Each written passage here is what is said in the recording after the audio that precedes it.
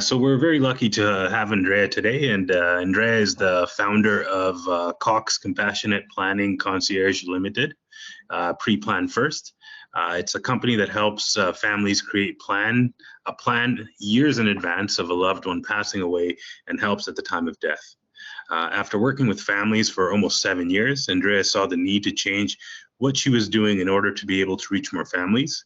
The notion that insanity is doing the same thing over and over again and expecting a different result hit home for Andrea, and it was time to do something different. She decided to write a book and start her own business so she could take her expertise to the next level by reaching more families virtually and educating families through her book before it's too late. Andrea is passionate about educating others on the topic of death to help normalize this taboo topic so families can have a more positive death experience with peace of mind. She truly believes that when families talk about death and put a plan in place today, it guarantees peace of mind in the future. Having an exit plan takes away the chaos, confusion, family breakdown, and possible financial burdens on loved ones during a difficult time. Currently, Andrea is licensed both in Alberta and British Columbia, Canada, to sell prepaid funeral home packages and holds a double license in Alberta, one with Alberta Funeral Regulatory Board. Andrea continually learns more about the uniqueness of death with various end-of-life professionals both in Canada and the US so she can be the light to such a dark topic that no one likes to talk about. Death is a part of life that we all will experience one way or another, so let's talk. And I would like to present Andrea Cox. Thank you so much. It's a pleasure to be with you all this afternoon. Thank you for taking time out of your busy schedule. You know, who wants to come and talk about this topic, right? I totally understand. Oh, we're going to be translating, right? En fait, André est en train de dire merci pour être là parce que c'est toujours un sujet qui n'est pas évident à discuter. Et donc, le fait que les gens puissent prendre le temps de venir cet après-midi l'écouter, elle apprécie vraiment. Yeah, so the next slide is, I want to say, is a picture of my book. And the book is called Final Departure, and it pretty much serves two purposes. One, it's a resource for us all to understand this topic. So unfortunately, when it comes to this topic, it's not just about the person who passed away, but it's about all of us to get this information before something happens. So we all have, you know, parents, we have siblings, we have cousins, we have best friends. The list kind of goes on as to who this affects. So reading this book before crisis will make life so much easier. This book is, it looks thick. It's a very easy book. There's a workbook at the back. There's a step-by-step. My mother read the book in 2 days, English second language. So very, very easy book. Next slide. So two purposes. It's a resource for us to understand this topic. So if and when something happens, we are ahead of the game, being able to assist our families through this whole process, right? And it's a guide for our loved ones so that they will know what to do. So the goal is that as you read through the book, you fill out the workbook, and the workbook is in the order that your family needs that information when something happens. Le livre dont elle parle, qu'elle a mis sur le marché, a deux objectifs. Le premier objectif, c'est de mettre la ressource dans les différentes ressources quand il y a une situation comme celle-là qui arrive. Et le deuxième objectif, c'est de guider, parce que les procédures administratives, émotionnelles et tout ça, c'est pas toujours évident. Du coup, ça permet d'avoir assez d'éléments pour gérer ce genre de situation. So we're going to go through the 6-step process.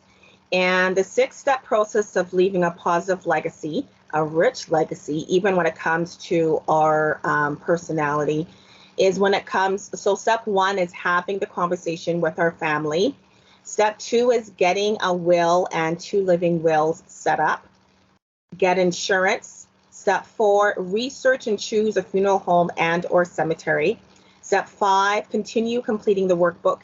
And step 6, living life to the fullest. So in between, I want to say it's step 3 and 4, or maybe it's 4 and 5. Oh, I can't remember. We're going to be doing a game. So we're going to kind of lighten up how things are going. So, bear with us. And as I mentioned earlier, for those who have joined since, please write down your questions and then we'll be able to answer them at the end. Pour Andrea, il y a 6 processus qu'il faut vraiment aborder. La première étape, 6 étapes, pardon, du processus qu'il faut, c'est avoir cette conversation-là avec les membres de notre famille. Parce que souvent, très souvent, c'est un sujet tabou que les gens n'aiment pas aborder.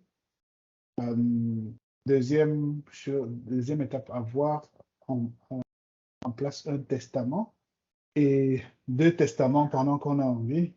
Avoir une assurance, faire une recherche pour une maison funéraire ou un cimetière, continuer à compléter le livre qu'elle a, parce que ça, apparemment, il y a un ensemble de questions. Et puis, vivre votre vie pleinement. C'est-à-dire, pas vivre comme si c'est demain, quoi.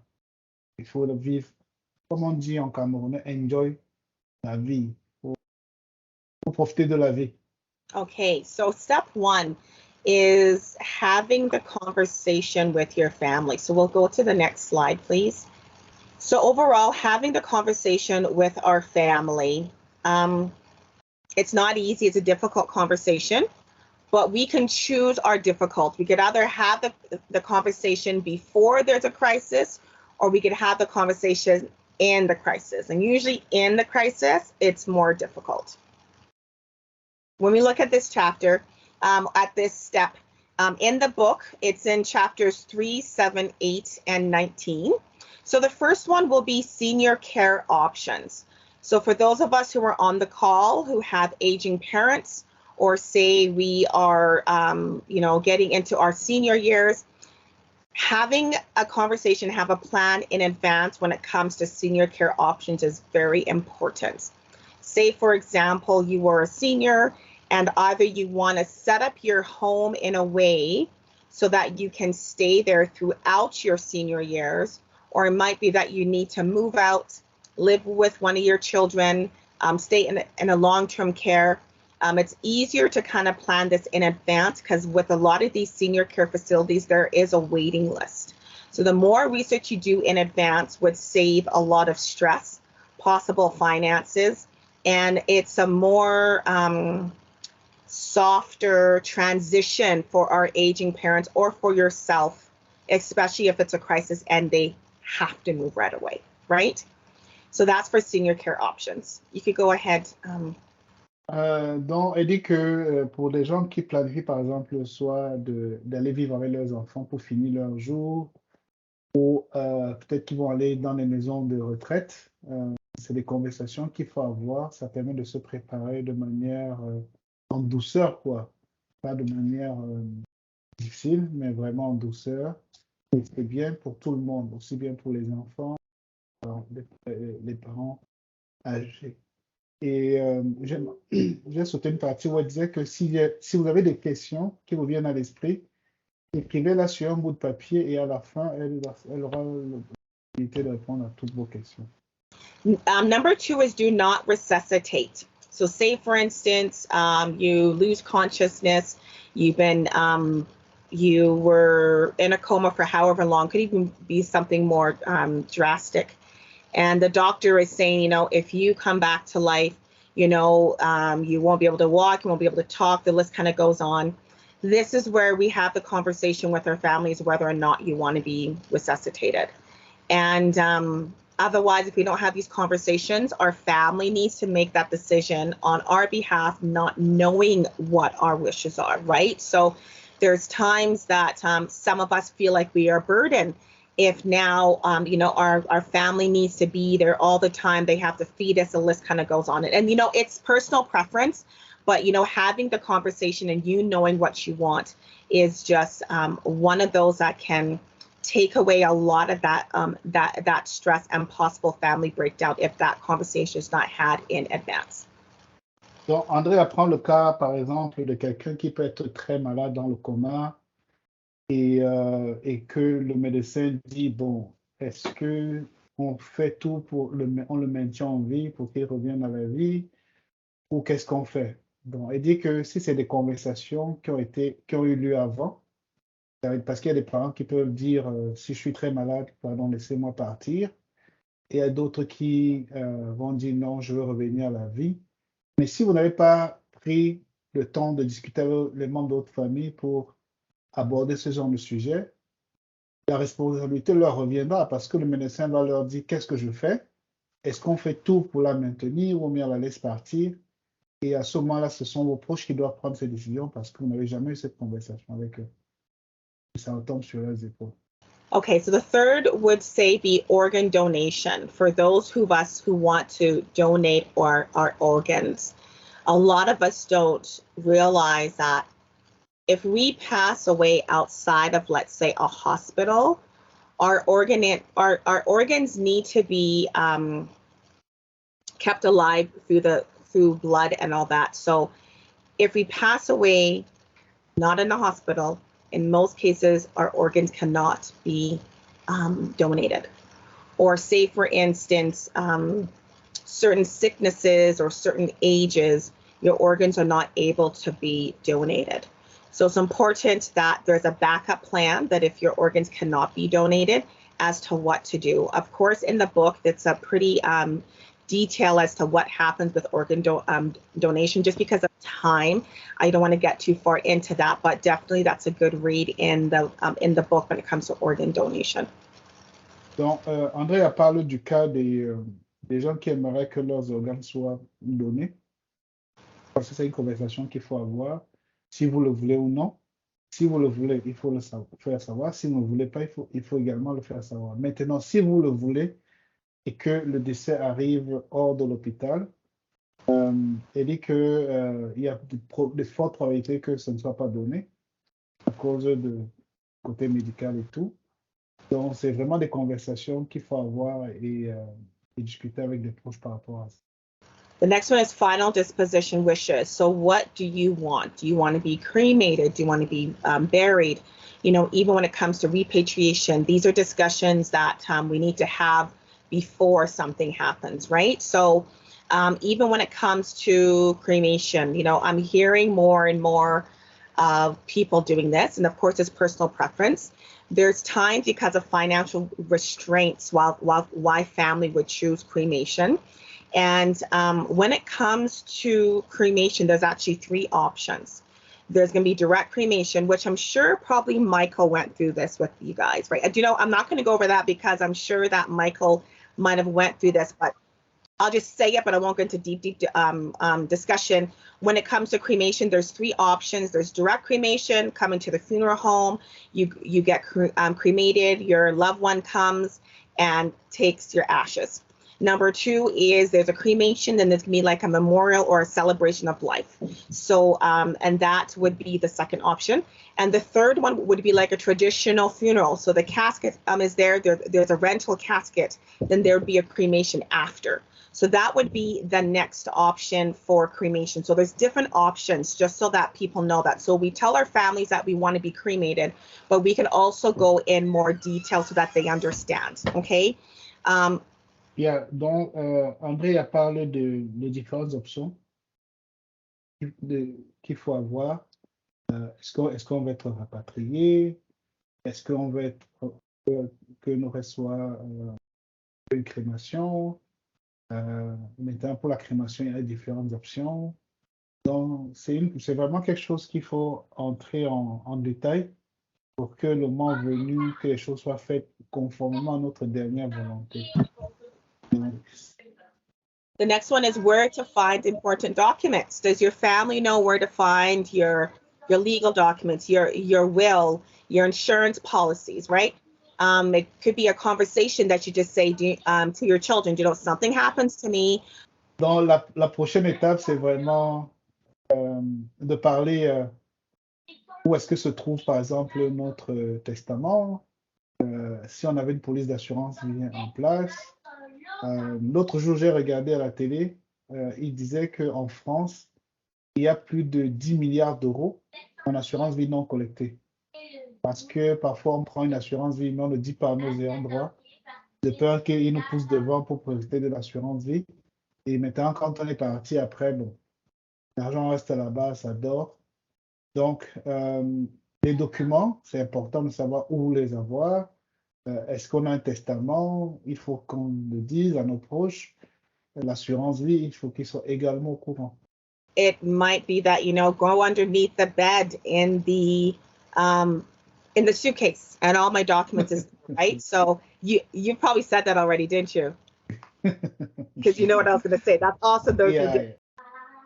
So this is getting your will and your two living documents. So I'm going to define what the will is and the other two documents. The first one is a will, and a will is a legal document of your instructions as to what to do. The unfortunate thing about death is that it is final. So our family cannot get no information from us once we're gone, right? So this is where our will comes in that has most of the stuff that you would like your family to do during that chaos, that confusion.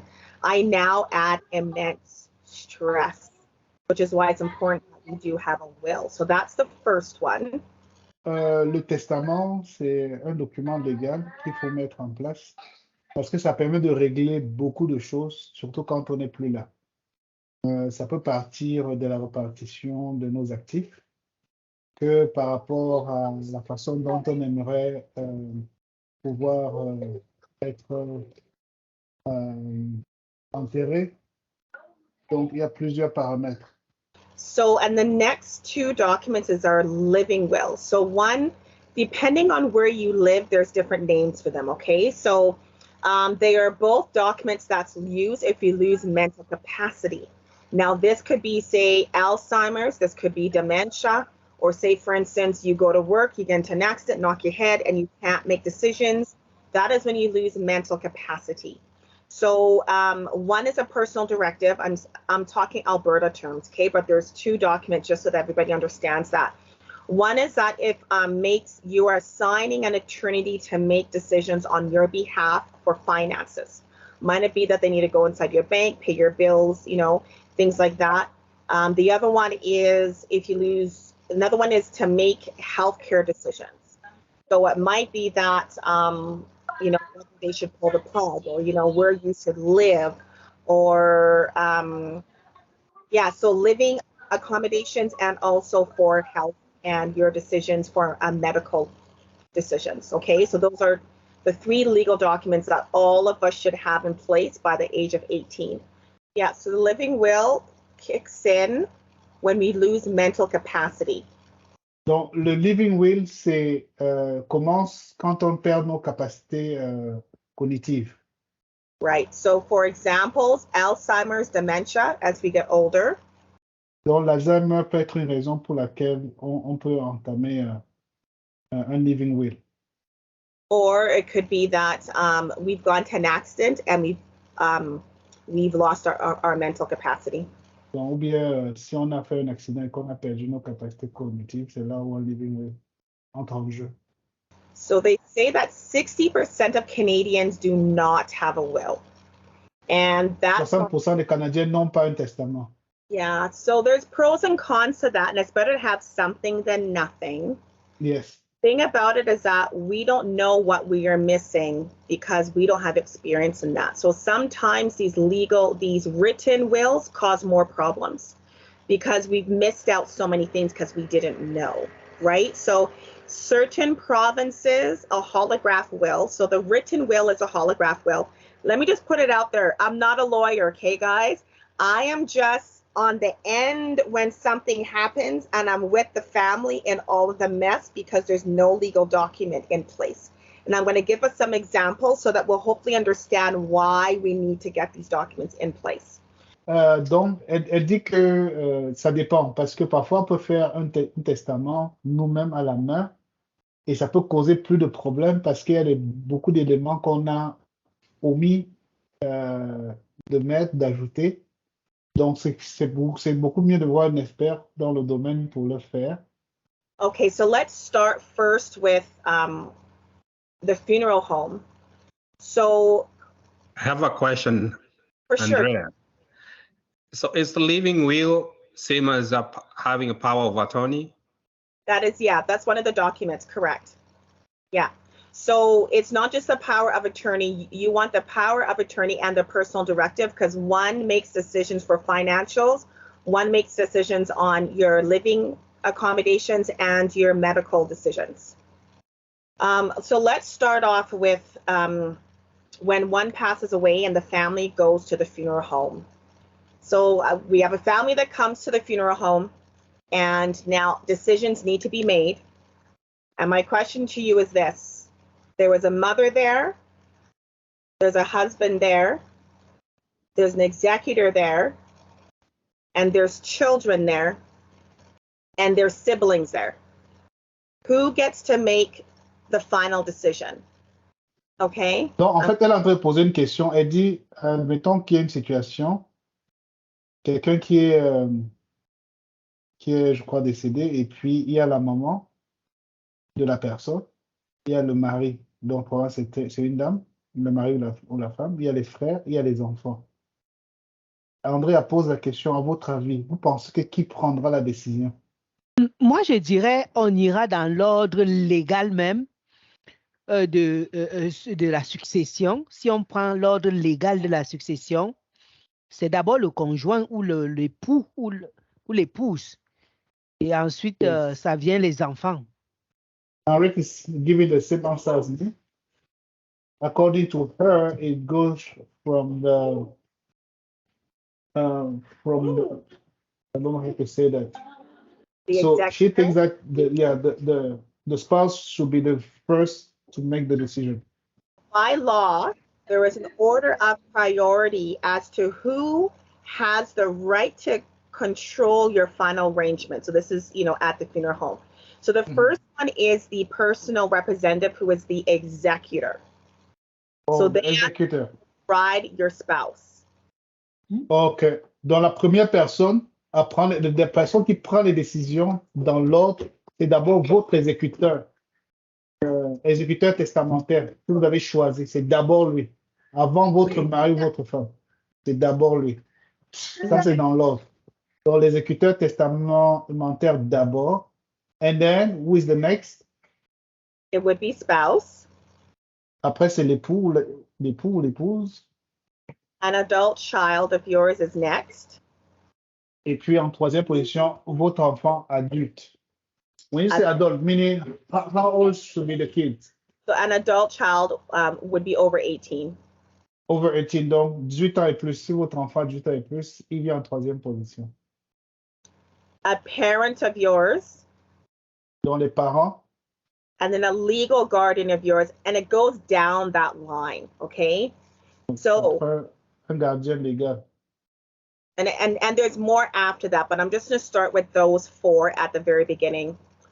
When we don't have a will, and say, for instance, your spouse is there, he'd be the first priority. But if there is no spouse, and if there's children, and if there's siblings, and if there's your parents, who goes above would be your child. Now, what if your child doesn't have the finances? And I'm saying this by an example of a hot mess that I was in between that ended up with screaming at the funeral home and people leaving. It was such a mess because this person did not have a will. Andrea dit que s'il n'y a pas un testament en place et qu'il n'y a pas d'époux, c'est votre enfant. Maintenant, si votre enfant n'a pas la capacité financière de gérer une situation comme ça, qu'est-ce qui se passe? Et elle dit qu'elle a été témoin d'une situation comme ça qu'elle va décrire dans quelques minutes. The children didn't have the finances, so they would have been next in line, but because they couldn't pay it, it ended up being the mother, right? But now you have the one that's now paying the bill, but now everyone has a say as to what to do for the service. And it was one of the most difficult services I've ever had to deal with, trying to put it together. If there was a will in place, it would have made life a whole lot easier. And this is where I now add, when a loved one passes away and when we put an exit plan in place, it'll take away that chaos, that confusion, the possible family breakdown, the finances. I now add in there the immense stress, because the stress was so high because this person did not have the legal document in place. Donc, elle a été témoin d'un cas où la personne n'avait pas de document légal en place, particulièrement un testament. Et du coup, c'est retombé sur les enfants et il fallait justement essayer de naviguer autour de cette situation-là qui était extrêmement stressante et compliquée à cause de l'état financier aussi des enfants. C'est pour ça qu'elle recommande vraiment de mettre, d'avoir un testament en place. Andrea, I have a question, if I may ask. Yes. According to that statistic where 60% of Canadians do not have will. I'm a little bit surprised. When I saw that information first, I was surprised because back in Africa, we think that white people mostly do have a will in place. Is what in our imagination is what we think, which is not true, right? Because 60% Black folks are just less than 2% of the population. So it means that maybe out of the 60%, we just, right? Well, keep in mind, it's not just the Caucasians. It could be overall how many of us are from different countries. It doesn't just have to be Black. It doesn't just have to be white, right? Because there's all different races. But at the same time, they're saying that 60% do not have a will, but we also have to think about those who don't have updated will. Because just as important as to have a will, it's important to update it. Because if it's not updated, you really don't have a will, right? Because it's going to still cause problems. So really, if you think about the updated wills, the number of that should be lower, right? The number should be higher. It should be that, hold on, so do not have a will, yes. So that means that the number would be higher. Yes, sorry, I'm reading that backwards. But yeah, yes, you're completely right. It would be higher, which is not good. Overall, it's not good, right? Because there's a process, there's a legal process. So in between the wills getting probated, you know, if there's a house, if there's bills, someone has to maintain all of that while, you know, the process is going through the courts. So who's going to be doing that? Do you know what I mean? So this is why it's important that we have these legal documents. And the problem, if it's a couple, the problem is not when the first person passes away. It's the second one, because in most cases it's going to roll to that couple, right? But when the second one passes away, and if there's nothing, that's where the children is going to feel it the most, because now they have to maintain stuff, and they're going to have to keep things going while things are passing through the court system as to what's going to be happening, right? Because it is a process, and this why it can take years for estates to be settled. Donc, globalement, on parlait un peu des statistiques là, et elle est en train de dire que si on intègre le fait qu'il y a des gens qui ont un testament, mais qui n'est pas à jour, probablement que ce serait plus de 60% de Canadiens qui n'ont pas un testament vraiment concret. Donc, c'est pour ça qu'à chaque fois, il faut mettre à jour le testament. Et la difficulté vient encore beaucoup plus si dans un couple, le premier qui part, ça retombe sur le second. Et quand le second va partir, et si les choses ne sont pas faites correctement, c'est là où les enfants se retrouvent vraiment dans une situation extrêmement compliquée.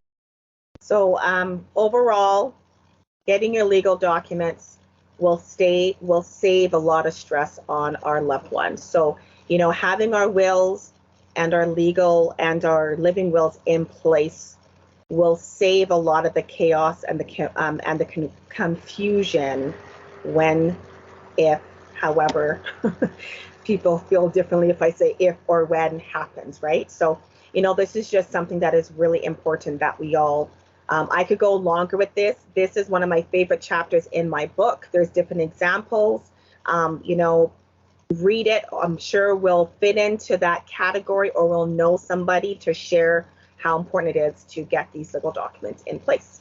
Globalement, elle parle vraiment de l'importance d'avoir un testament pour éviter beaucoup de situations un peu difficiles que nos ayants droit, pour nos proches, pour leur éviter ça, quoi. So we're going to now go to step 3, which is insurance. So when it comes to insurance, the importance of us having insurance, there is term insurance and there's whole life insurance. When it comes to term insurance, I see it more as paycheck protection. So this is if one passes away in their work years, their income will be still there to take care of their family. Le conseil d'avoir une assurance, vu qu'il y a deux types d'assurance, il y a une assurance permanente et une assurance temporaire, voilà. Donc, elle dit que l'assurance, pour elle, elle perçoit l'assurance temporaire comme une assurance juste pour protéger le revenu familial, alors que l'assurance permanente est beaucoup plus large et couvre mieux. So term insurance is like renting, and then we have the whole life insurance, which is like buying a house, right? So our whole life policy is more going to take care of the funeral home bill, right? It's going to take care of taxes, so those final expenses. Now, I know a lot of people get confused about these two documents, and I tell people it's probably best to have both, because when you have a term insurance policy, and if something happens to you in your younger years, your family will be okay. But in your older years, the term is now gone. The children are adults. They're on their own. The house is paid off. Hopefully the debts are taken care of, so you don't need the $500,000 million at that point. You're going to more be thinking about final expenses. L'assurance temporaire ne présente un avantage que lorsque la personne qui est assurée décède est en jeu. Là, la famille va recevoir le chèque et pouvoir gérer. Mais si vous vivez longtemps, l'assurance temporaire va être partie à un moment donné. Parce que généralement, c'est quoi? C'est 20 ans, 30 ans maximum de protection. Et après, vous n'avez plus de protection. Alors que l'assurance permanente peut couvrir beaucoup de choses et même payer certains arrangements funéraires que vous avez pris, payer aussi les taxes, parce que je pense que tout le monde est au courant qu'au Canada, même quand vous décédez, vous payez la taxe, les impôts l'année d'après votre décès.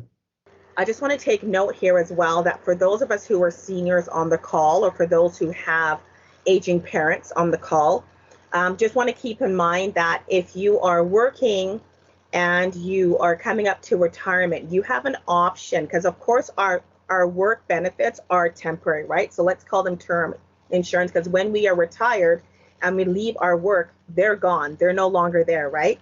So the question is, what do we have in place after? So for those who are not fully retired, you're able to convert your work insurance to your personal insurance, and your premiums will be much lower. So if you can take advantage of that, you definitely want to, because your premium will be. So for our work benefits, yes, through work, we have insurance. When we are retired and we're no longer working, we don't have those no more. So it's important that we actually convert our group insurance, so our work insurance, to our own personal insurance on a monthly basis for a whole life policy, because your premiums will be much lower. Donc, un conseil pour ceux qui travaillent et qu'au travail, ils ont une assurance. Quand vous allez en retraite, cette assurance ne continue plus, à moins que vous transformez cela en une assurance personnelle. Et à ce moment-là, les primes que vous payez sont beaucoup plus basses. So just overall, keeping in mind for those of us who have aging parents, and of course this is one of my softies because I have aging parents, and these are things I had to, make sure is in line, is that some of us think that our parents might have something in place, then we end up at the funeral home and realize there's nothing. There's times that our aging parents would then take out something because they might find out later on that they don't have coverage, but because the premiums are so high, they can't afford it. So then it ends up lapsing. So a lot of us end up at the funeral home in shock because we think that there's something in place and there isn't, right? And this is why it's important that we understand what do we really have in place. Donc, André est en train de dire que parfois, nous avons des parents, on n'a pas cette conversation avec eux, on se dit qu'ils ont quelque chose, et c'est le jour où quelque chose arrive et nous sommes dans la maison funéraire qu'on se rend compte qu'ils n'ont rien. Donc, c'est pour ça que c'est important d'avoir cette conversation avec eux pour savoir qu'est-ce qu'il y a, qu'est-ce qu'ils ont eux, qu'est-ce qui est en place. Mais je sais que surtout dans certaines familles, c'est très difficile d'avoir ce genre de conversation. Mais que ce soit du côté des parents ou des enfants, c'est quelque chose à savoir et à prévoir un peu à l'avance, de manière à ce que on ne soit pas surpris. Parce que pour des parents qui sont âgés, même s'ils avaient une assurance vie avant, surtout si elle était temporaire, à un certain âge, c'est parti, puisque la protection, c'est sur 30 ans maximum. Donc, si le parent avait pris l'assurance, disons, je dis n'importe quoi, à 30 ans, et que le parent décède à 75 ans, 80 ans, la probabilité qu'elle ait une assurance vie est très faible. Donc, et nous, quand on arrive à la maison funéraire, on sera totalement surpris de voir qu'il n'y a rien en place. And then to my queens, for those who have children, and for, I don't know what it is, but there's times that the males, husbands, do not want to get an insurance policy. Protect yourself and protect your children. You can take out an insurance policy. You can own a policy. And I'm only saying this because if something happens to your spouse or your children's father, that money is gone, right? So you want to protect yourself and put something in place. I know for myself, I was separated for, oh my goodness, 7 years, and I paid my ex's insurance until we finally got divorced, and now I'm not paying it. But when an estranged husband pass away, or an estranged, let's say a husband pass away and there's children involved, in most cases, you as the mother, you as the ex is going to get that call and have to go to the funeral home, and someone has to take care of that bill. So just to keep that in mind to protect yourself.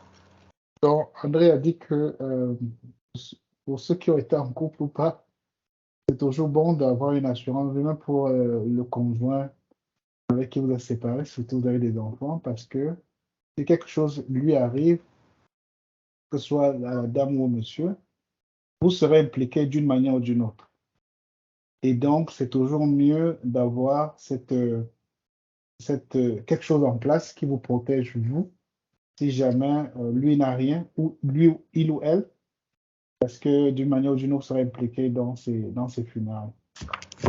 Donc, si vous n'étiez pas prêt financièrement, à la maison funéraire, vous risquez d'être extrêmement surpris.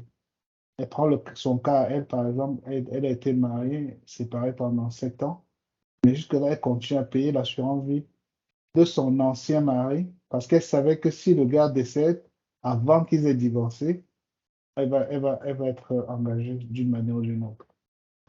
Okay, so step 4, we're going to go to the next slide. So research and choose a funeral home and or cemetery.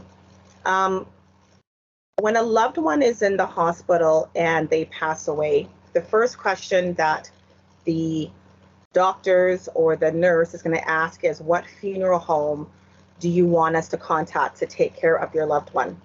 Elle dit que quand quelqu'un décède dans un hôpital, la première question que les médecins vont poser, c'est quelle est la maison funéraire avec qui vous avez discuté, qu'on doit appeler pour pouvoir gérer la situation. Donc ça, c'est la première question que les médecins posent. So doing this research in advance would help your family in the long run. I think back, I'm going to talk this story, Hervé, then you could translate it after. When COVID first started, and I want to say I said this story last time, when COVID first started in Ontario, there was a healthcare worker named Arlene, and you can look up her name, healthcare worker Arlene in Ontario. She ended up with COVID, so she left her house and she went to her daughter's house. And unfortunately, there was a night that she went into distress, and her daughter contacted the ambulance. The ambulance came, and unfortunately, Arlene passed away. Now, because she passed away, my question to you, which Hervé, you can ask this question after. Do you think that the ambulance took Arlene? Donc, André est en train de prendre un exemple d'une dame en Ontario au début du COVID qui est allée chez sa fille et durant une nuit, elle est tombée malade. Sa fille a appelé l'ambulance pour qu'on vienne la chercher. Et elle a une question pour vous. Est-ce que vous pensez que l'ambulance a transporté cette personne ou pas. So I guess my question is, who believes that the ambulance took Arlene? I believe so, because they're supposed to do that and send you the bill later. Anybody else? I like that. Send you the bill. I like that how you ended it with send you the bill. Yeah. Who else agrees with Hervé? Do you believe that Arlene passed away? Who believes that the ambulance took Arlene? No, I think normally it's the funeral home who is supposed to come over and take care of her, not the ambulance. If she was still alive, maybe sick, then the ambulance will be the one taking care of her. But since she's passed away already, then the funeral home is the one in charge.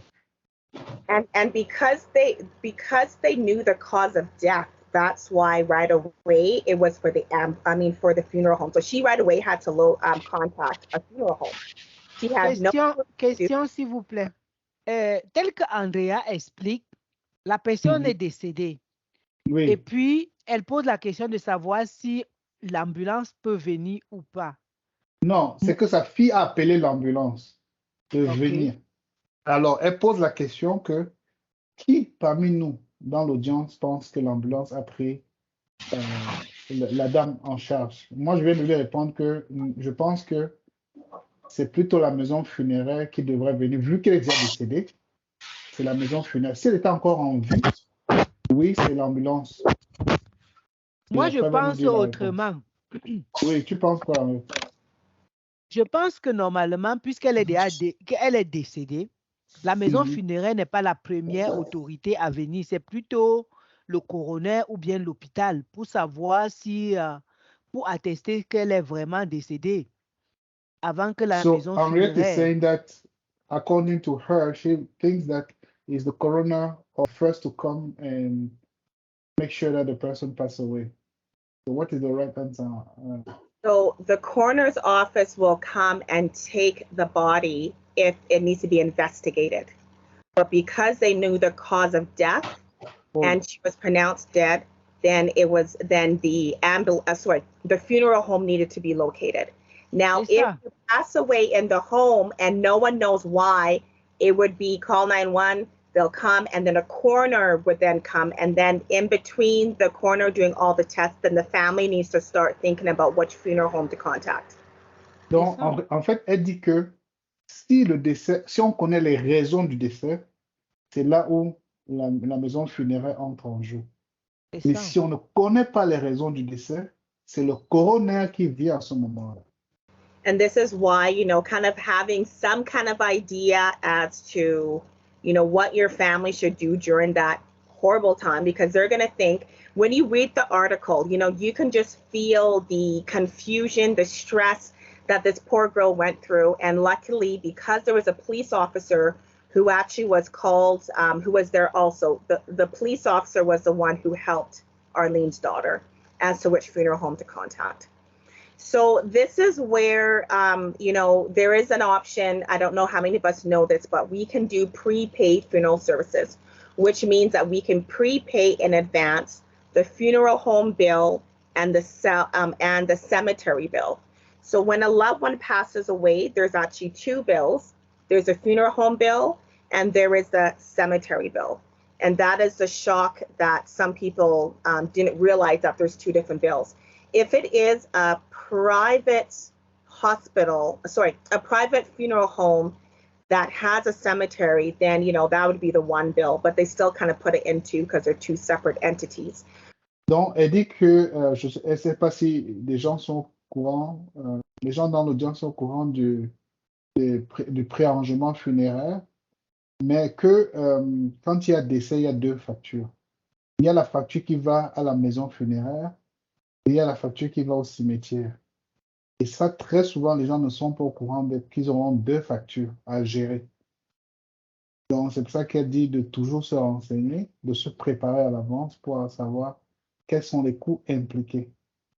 So when it comes to funeral homes, there are family-run funeral homes, there are corporate funeral homes. The list kind of goes on. So once again, in the book, chapters 4 to 12, we'll get a lot of that information.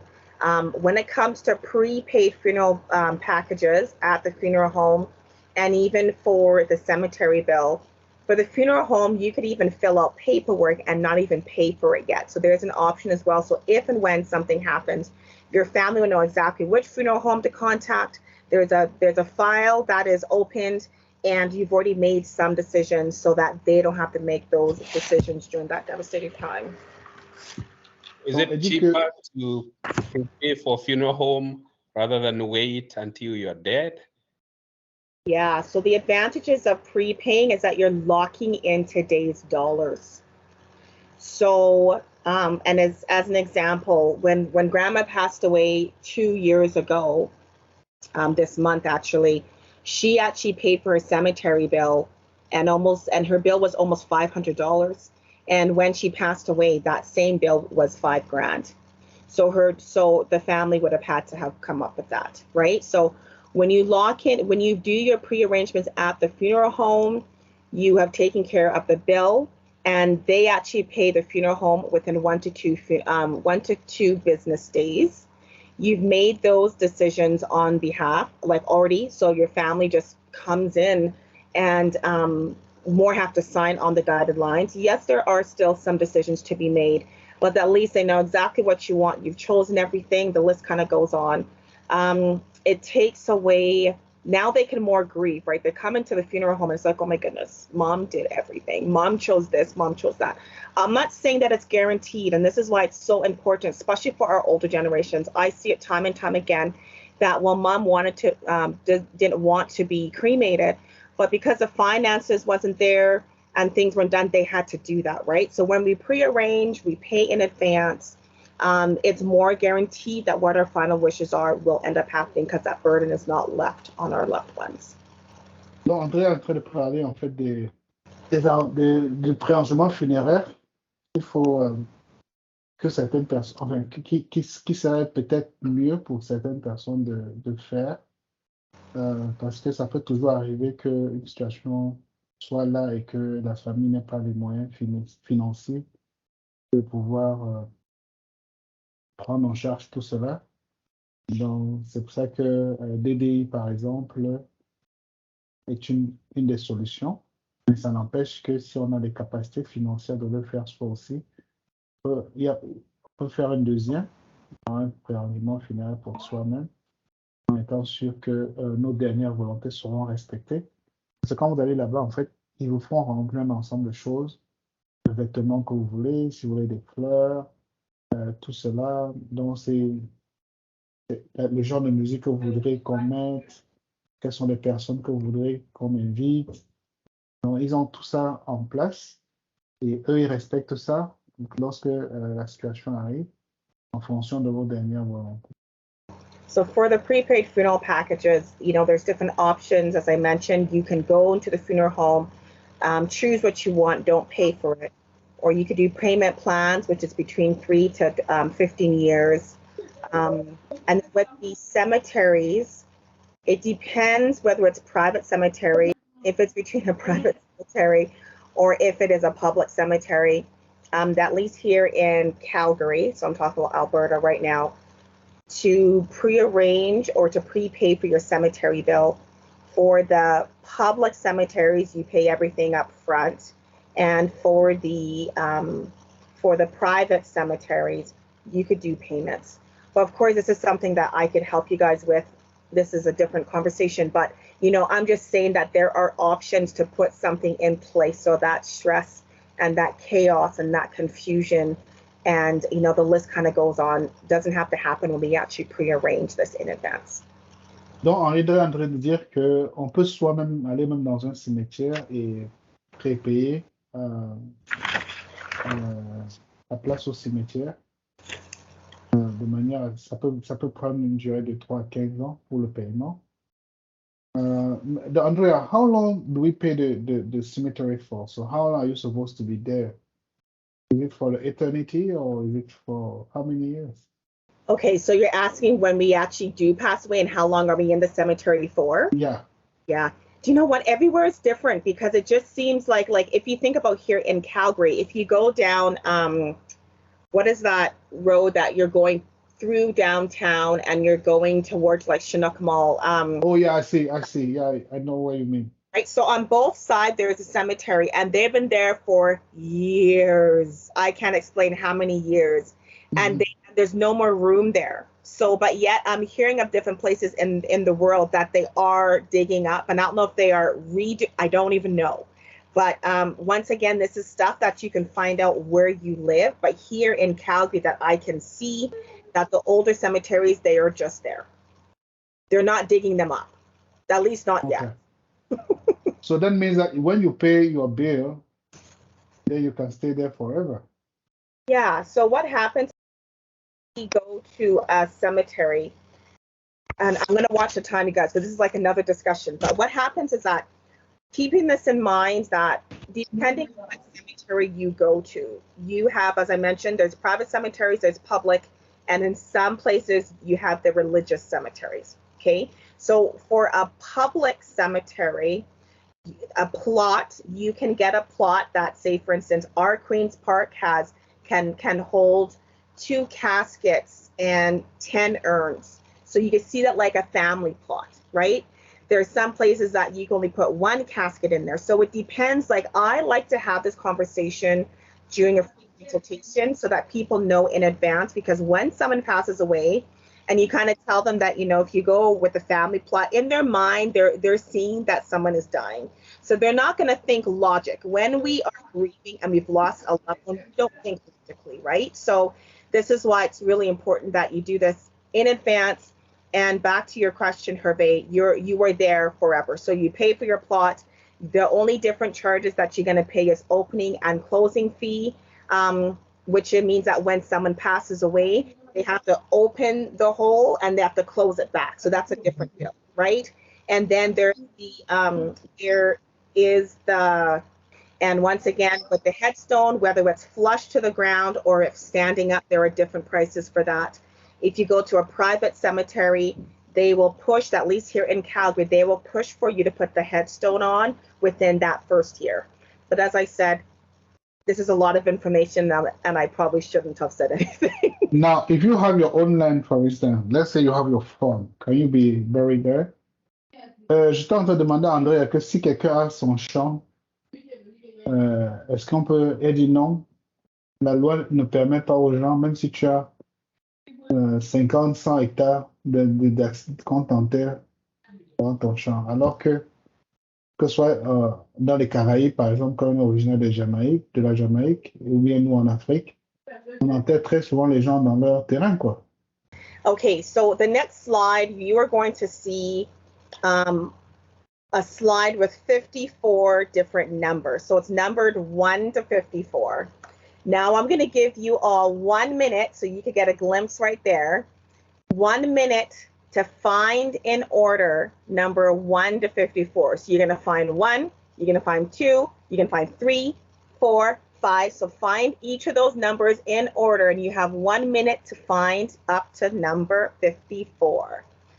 Do you guys understand my instructions? Go ahead, Hervé. Donc, le slide qui se présente là, elle demande de localiser les numéros de 1 à 54.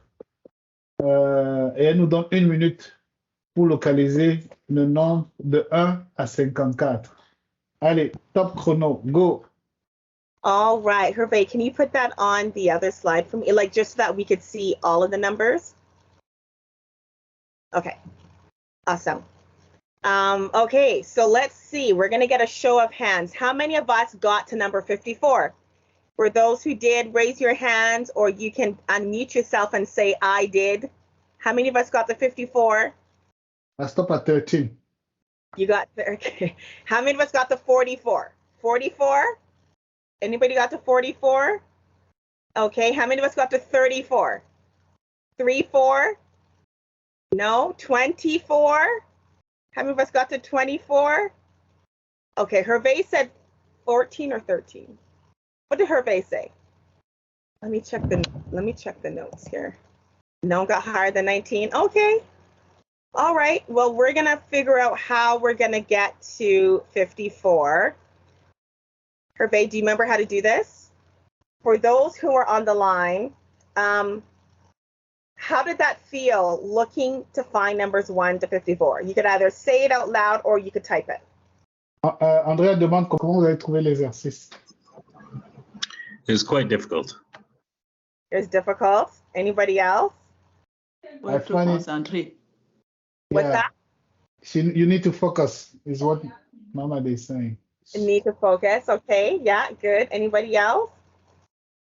Okay, go ahead, Andrea. Okay, so we're going to show you how to get to number 54. So if you go to the next slide. Donc, elle a montré comment est-ce qu'on peut se retrouver quand on fait une division comme ça. On a plusieurs cellules et c'est facile d'identifier les numéros. Parce que là, par exemple, on a le 1, le 2, le 3, le 4, le 5. On va comme ça. Jusqu'à quand on arrive à 9, on revient, là, on a 10, 11, 12, 13, 14, toujours comme ça. Donc, en fait, quand on fait une division, c'est plus facile à pouvoir identifier les chiffres, à faire l'exercice. Did anybody get to 54? You can unmute yourself. How many of us got to 54? Oh, I see a yes there. 52. So we have 54, 52. Anybody else in the 40s? 51. You got 51 this time? Okay. Anybody else in the 40s? And I think quelqu'un atteint 40 en faisant Mamadé. 38. 38. Nice. So let me ask you guys, how did that feel? How did it feel looking for numbers 1 to 54 the second time around? I could either tell me or you can type it. Go ahead, Hervé, to translate. Donc, elle demande comment est-ce que vous avez trouvé l'exercice maintenant que les directions étaient données. Comment vous êtes senti? So, it was pretty easy now compared to the first time. Because now we know what to look, where to look. Yeah. Right. Anybody else? Shem? 54. I see Danielle said, oh no, being shy. I see that. I see much better. Much easier, yeah. The next slide there. All right. So pretty much the more that we plan, the better it's going to be. So what ends up happening is that when there's not a plan in place, our families will then spend more money. For instance, if they go to the funeral home, now they're buying on emotions. They end up spending more money. You could translate that for me, Hervé. Plus on se prépare, moins on dépense de l'argent. Parce que quand il n'y a pas de préparation en avance, vu les émotions qu'un décès peut créer, la famille va aller se retrouver à dépenser des sommes incroyables, parfois pour des choses qui ne valent pas la peine, ou bien parce qu'on n'est pas vraiment outillé à prendre des décisions. Et du coup, on se retrouve dans une situation financière extrêmement complexe. Et c'est l'une des choses pour lesquelles appartenir à un réseau comme DDI, c'est bien, parce que quand vient le temps, nous, à DDI, ce qu'on fait, c'est qu'on peut gérer ça pour vous à ce moment-là. When there is no plan in place, there's going to be family disputes, immense stress. So there's going to be that whole chaos, right? That confusion. The question here is who's going to take care of the children? If there's no plan in place, we've heard of situations where someone does a will. They say put their sibling's name down, didn't talk to the sibling, but yet there was no conversation. So now auntie is stuck with the children that she had no plans.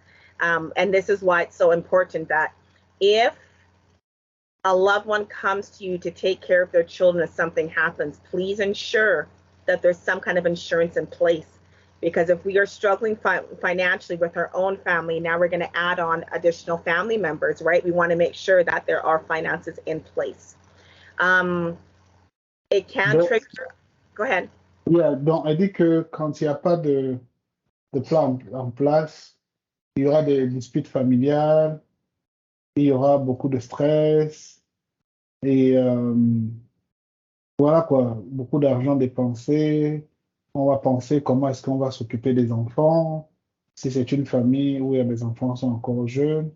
Et même si les enfants ont un certain âge, ils ont quand même besoin d'être soutenus. Donc, c'est autant de choses que lorsqu'il n'y a pas de conversation, de préparation, ça crée ce genre de situation. Trust me, on this slide, I wanted to put more talk about that in capital H, hot, and then capital M, mess, because it is a real hot It's mess, a real right? mess. Yeah, it really is. And that's like, I can't express how messy it can get. As opposed to we're inside on the second side where there's a plan in place, right? It leaves a positive legacy. There's less or no family disputes because at the end of the day, you have left your family instructions as to what to do, and hopefully they will respect what your wishes are. It's more like an act of love, right? Especially when you are the one that's the glue to keep the family together. You're the person who everyone comes to for information. You are the go-to person, and now all of a sudden, something happens to you, and you've left them all of this. It's an act of love, a huge act of love. It's more organized. They know exactly what to do, who to go to. Everything is done because you've done that for them. And it's more than anything, it's more therapeutic, and it's more positive talk, and it's more positive energy. And I truthfully believe that when it's a situation like that, it also helps our loved ones' grief journey when we are no longer around. Donc, elle dit que quand il y a une planification à l'avance, on laisse un héritage positif parce que les gens ne vont pas se bagarrer, ils vont plutôt agir avec beaucoup d'amour parce qu'ils savent qu'ils n'ont pas trop de responsabilités sur les épaules en ce qui concerne qu'est-ce qu'il faut faire quoi. Donc, parce que tout a été déjà planifié, donc ils ont moins de pression et de stress. Et puis, surtout si vous êtes une personne de référence dans la famille, donc parce que vous avez tout organisé, maintenant ils sauront vers qui se référer désormais si vous n'êtes plus là. Great, thank you. Let's go to the next slide. We're going to quickly finish steps 5 to 6. So step 5 is continue completing the workbook. So once again, we're talking about the final departure book that I have written. When we look through the workbook, there's things as simple as writing love letters to your loved ones, putting your celebration of life together. You know what I mean? It's the argument as to who should be doing what, who should be doing the eulogy, how to put that together, who is supposed to be the pallbearers, what are your favorite songs, what is your favorite scripture or something inspirational about you. The list kind of goes on. So there's pages in the workbook to kind of help to put that together so it's not left to your loved ones. How to leave a positive legacy. We'll go more into that. There's a bucket list. And I also want to mention in the book when it comes to grief. And I know especially in our community, we do this, pray about it, and you're going to be okay. We just kind of leave someone. But, getting support and knowing that you don't have to grieve on your own. I know here in Calgary, we do have government support where there is no fee for that, and they do these group grief counseling, and it's a world of difference when people actually do something like that. So the book also talks about grief. Grief is something, obviously grief is not just about us losing loved ones. It could be that we've lost a job, a marriage, the list kind of goes on. But when it comes to the passing of our loved one, there's a chapter in there also about grief and how to get support. And I just want to definitely add that in here because I don't know about other places. I don't know where everyone is listening in from, but I know if I was to sit here and tell you guys how many loved ones I've been in there to support, I'm at the point where I'm just like, oh my goodness, how much can even we do supporting all of these deaths that are coming, right? So, and they just keep on coming. Like, I don't know, in the last 2 years, I've never heard of or seen so many passing like how I'm seeing it now. And I just think it's only going to get worse. So getting grief support is so important. Sorry, you can go ahead and then we'll go through the next few slides. Donc, elle dit que dans le livre qu'elle a écrit, il y a des pages qui permettent de mieux se préparer en le complétant. Comme ça, vous pouvez repartir déjà des rôles de votre vivant, qui va s'occuper de quoi, qu'est-ce qu'on va faire, qu'est-ce qu'on va mettre, est-ce que vous voulez des fleurs, qui va s'en occuper. Donc, vous pouvez tout organiser avant votre départ pour rendre les choses beaucoup plus simples. Parce que quand il y a un décès, il y a des pleurs et des grincements dedans et tout. Et puis, bon, c'est pas seulement dans le cas d'un décès. Même quand on perd un emploi, ça peut aussi arriver. Donc, ce qu'elle veut dire, in fine, c'est qu'une meilleure préparation vaut mieux pour éviter à nos proches de se retrouver dans une situation un peu délicate. Et c'est pour l'une des raisons pour lesquelles elle a écrit le livre, surtout parce que pour la communauté afro-canadienne, c'est des choses qu'on ne fait pas souvent. Donc, c'est une façon à elle d'aider la communauté à mieux se préparer, quoi. There's the 6 steps to prepare for your final departure. This is the 6 steps that we've been going throughout this workshop. And in fact, just last week, I was with a family who the gentleman, and he's in his 70s, he came out to one of my book signing and he got the book. And I'm telling you, this man has done his steps, and it felt so good to sit there that, you know what, there's this couple that didn't have anything in place, didn't have conversations with the children, and just to hear where they've gotten, it's a world of a difference. So there is a chapter or there's a page to help people how to get through those steps to ensure that these are done if and when something happens. Donc, elle est en train de parler d'un monsieur de 70 et plus qui est venu à une de ses dédicaces de livres, qui était tellement bien préparé, le gars avait tout fait, il est correct. À côté de lui, il y avait un couple qui n'avait vraiment rien en place. Ils n'avaient même jamais eu cette conversation avec leurs enfants. Et donc, de son point de vue, elle pense qu'il y a une des deux familles qui sera vraiment dans la merde quand le moment viendra. Donc, c'est pour ça que dans les 6 étapes dont elle parlait, qui sont résumées sur la page qui est à l'écran en ce moment, on peut se préparer d'une certaine manière en suivant ces étapes-là, quoi. Donc, voilà les 6 étapes dont on est en train de parler. L'étape 1, l'étape 2, l'étape 3, l'étape 4, l'étape 5 et l'étape 6. Yeah, so there's just funeral home and cemetery contact details. So as I mentioned, the order of the book is in the order that your family needs things. So this is where they could go to the back of the book and they can see the funeral home information so they can know who to contact and what to do. Only for those who are ready to be buried here. Because if you have to go back home, you need to be buried on your land with your ancestors. It might be different. So tell me something. When there is a repatriation back home, isn't there a funeral home that needs to be contacted on the other end? Yes, that's true. But the cemetery, it depends. Yes. Yeah, because back in Africa, sometimes, most of the times, people are burying their family on their family land. Right. No, that's fine. So then if that's the case, then we wouldn't have to worry about that. But there would still need to be a funeral home to be contacted on this end and on the other end. Yes, definitely, yeah. Where the burial will be, yeah. Yes. And then vital stats is information that the government needs when we pass away. So this is information that our loved ones need to fill out when they go to the funeral home. But what a world of difference when we could actually do that on their behalf, especially when it comes to our parents' names.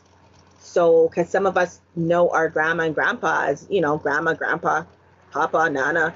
There's all kinds of names, right? But we don't know their first and their last name. Yeah, that's right. The stress that is left on our kids when, you know, the funeral home is asking them certain questions and they're looking at each other like, we've never discussed this. We don't know. You know, and in my case, our dad's dad died when he was 6. So we've never heard my dad say, you know, what his dad's name was. So obviously the best person to fill out the book and stuff like that would be ourselves or our families. Donc, elle dit que, par exemple, la page qui s'affiche à l'écran là, c'est les informations que le gouvernement demande lorsque une personne décède. Et elle prenait le cas, par exemple, du nom du père de la personne décédée. Et par exemple, elle disait que dans leur cas, son grand-père, dont le père de son père est décédé quand son père avait 6 ans, donc elle n'a jamais connu son grand-père. Elle ne connaissait même pas comment il s'appelle. Donc, pour éviter des situations comme ça, parce que vos enfants ou bien les exécuteurs testamentaires peuvent ne pas avoir toutes les informations qu'il faut.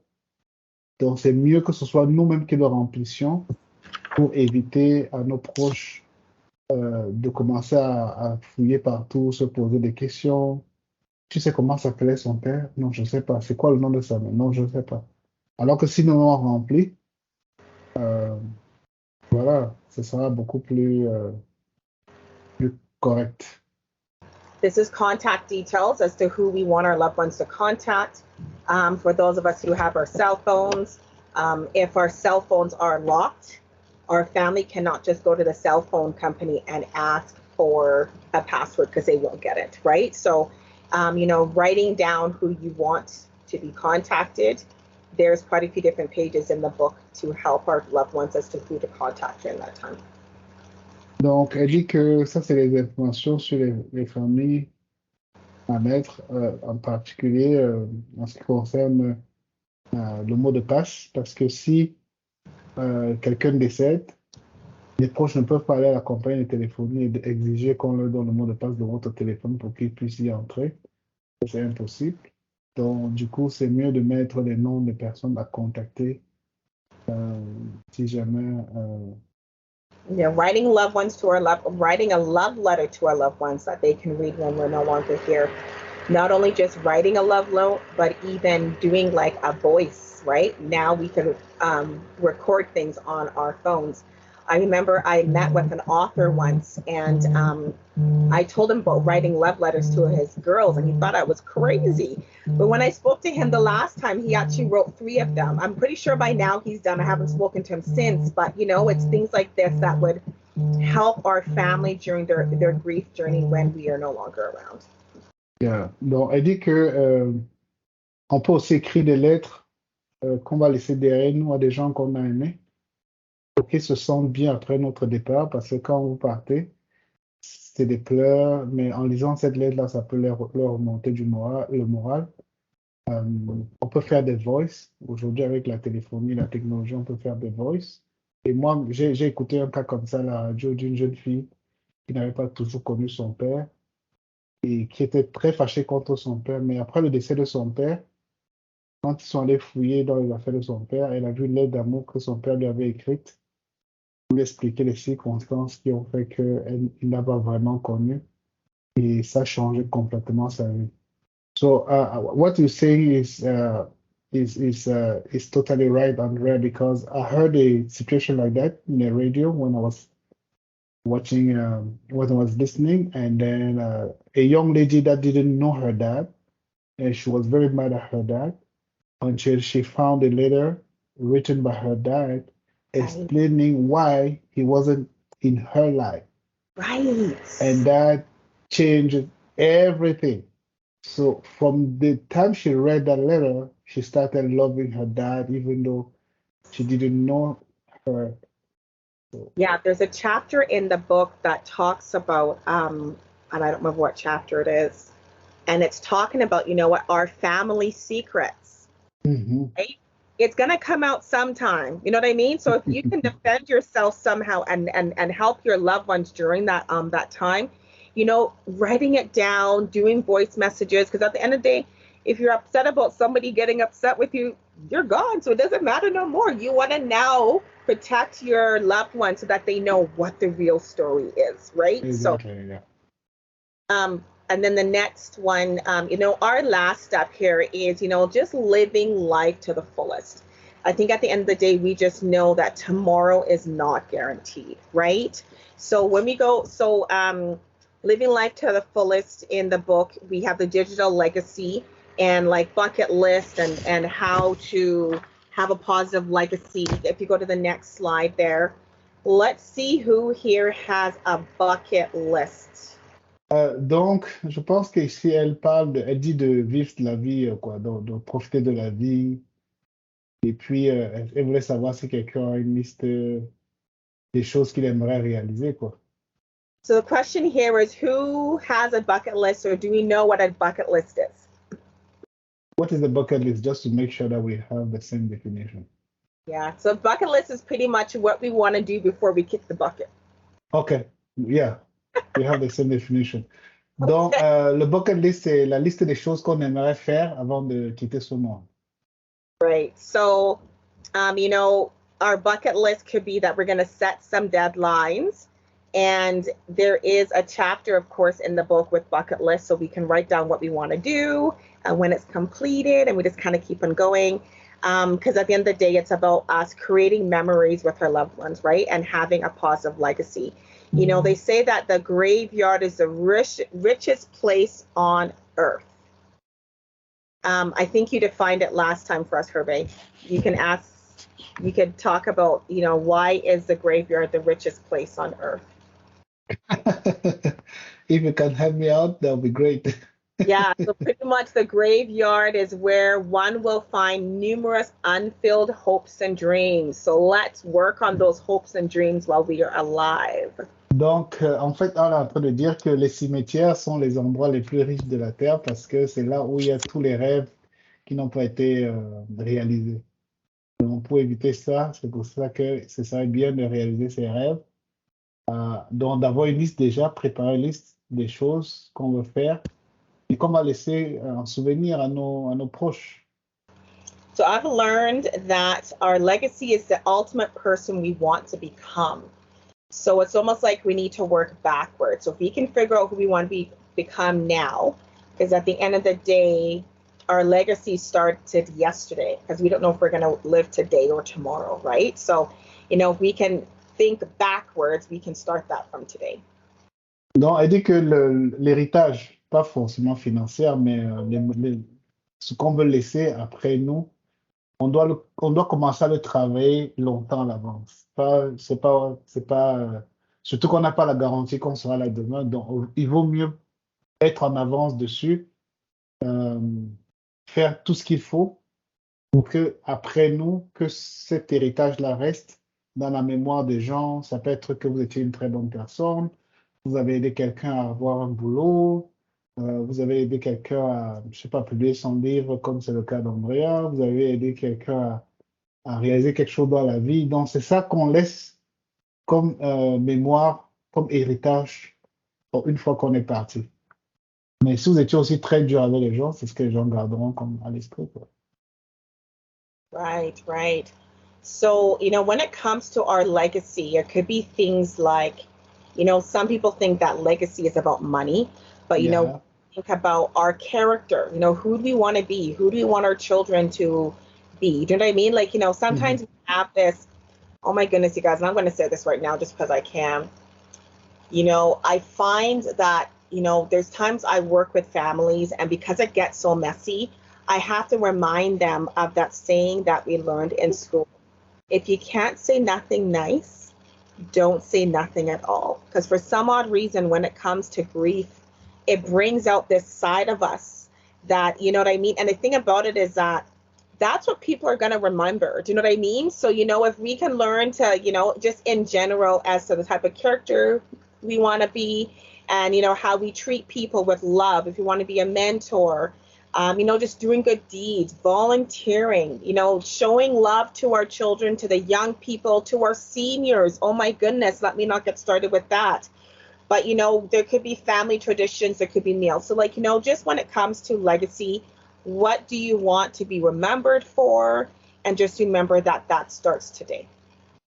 Donc, elle dit que l'héritage, c'est pas forcément monétaire, comme je disais tantôt, mais la personne ultime que vous voulez devenir. Et qu'est-ce que vous voulez qu'on garde de vous une fois que vous ne serez plus là? Ça, c'est extrêmement important. Donc, si vous voulez qu'on garde une image négative de vous, bien des actes négatifs que vous aurez posés, ce sera ça. Si vous faites des choses positives pour les gens dans la communauté, auprès de vous, c'est également ce que les gens garderont comme... et c'est ça qui fait partie de votre patrimoine, de votre héritage que vous laissez à la postérité. So overall, the goal and the purpose of all this is just to leave a clear direction for our loved ones when we are no longer around, for peace of mind, not just for us today, but for our loved ones tomorrow. Next slide. Donc, il faut laisser une direction claire à ceux qui seront là après nous pour qu'ils sachent exactement comment s'orienter une fois qu'on sera plus là. So pre-plan today for peace of mind tomorrow. Donc, préparez-vous aujourd'hui pour avoir une paix de l'esprit demain. So for those who don't have a copy of the book, it can be sold. It's on Amazon. And here in Calgary, it's in all of the Indigo bookstores besides Market Mall. On est à la phase de questions-réponses. There was a question that I saw, how often does one need to update their will? Do you know what? There's no set time as to how often to update your will, but seriously, it might be a good idea, just like how we do our taxes every year, to get into the habit of updating not just our wills, but our legal documents. Because things change. Might it be that, you know, you have an additional grandchild or you end up moving and your assets have changed. You know, it could be, unfortunately, a divorce. It could be, you know, there's so many different things. So if you get into the habit of doing it, then once something changes, that means that it won't cause problems if there's a change and there's not an updated will. So, you know, as I mentioned, try to get used to doing it on a yearly basis, just like how you do your taxes. Il y a quelqu'un qui a posé une question pour savoir c'est quoi la fréquence pour mettre à jour son testament. André a conseillé qu'il faut le faire de manière annuelle, un peu comme quand on fait nos impôts, parce qu'il y a beaucoup de changements qui peuvent arriver. Ça peut être au niveau un grand-fils, un petit-fils, pardon, autant pour moi, ou une petite fille. Ça peut être un divorce, ça peut être un nouveau mariage, ça peut être tellement de situations qui peuvent arriver. Et juste une parenthèse, il y a un monsieur comme ça qui avait divorcé, il s'est remis avec une autre femme, il avait oublié d'updater ses informations, son testament, et puis l'ancienne femme, elle a tout récupéré. Donc, la nouvelle femme s'est retrouvée les mêmes vides. So I'm just saying that, Andrea, just to go on the same way you're saying, is that the man got married with a new wife and he didn't update his will. And then the old wife got everything. So And that is so common. That is so common. Or even another one is when you have your work benefits and you go to the HR department and you fill in who you want as your beneficiary. You know, you've been working with the company for how many years, right? And now you've remarried. And now who's getting the money but your ex-wife? Do you know what I mean? Exactly. Yeah. You know, updating these documents is just so important. So important. Even when it comes to, oh my goodness, I'm trying to think of a situation, you guys. I've been hearing more and more stories that now they're all getting mixed up in my brain. It's just overwhelming. And it's just like, here we go again, you know, and too late is too late. You know, when we're gone, it's too late. So, you know, if we can try to put a plan in place today to just navigate the problems that happen on a regular basis would bring peace of mind. And I mentioned that, I don't know if I mentioned this at this other, at this workshop last time, where it came to the point that I wanted to, if I was like God, right? And I can bring the family in a room and bring that person back to life who has passed away, so the family can explain to them all the mess that came about after they've passed. Because with a lot of these families, their relationships are not even mendable with all the mess that comes out. Do you know what I mean? So if we can do what we need to do in advance just to save our families when we are no longer here, I don't even know what else to say. Yeah, donc André est en train de parler globalement de comment est-ce que parfois les gens ne sont pas suffisamment préparés. Et puis après, quand c'est tard, c'est tard. Il n'y a plus rien à faire. Okay, so Andrea, we want to thank you very much for your time. We really appreciate that. We really appreciate working with you. You're part of the community anyway. I want to thank each of the people who were here this afternoon. We appreciate. And I want to thank also the head of the project, Mr. Shem Chonga. Is that correct, the name? Shem? Yeah, Thiongo, yeah. Chongo, sorry. I want to thank you very much for organizing this. So the next one is next month. I want to thank the government of Canada for helping us with these fundings. So, guys, thank you a lot, and each of you have a wonderful end of this weekend, and see you on the next topic next month. Thank you. Thank you. Everyone, thank you for your time.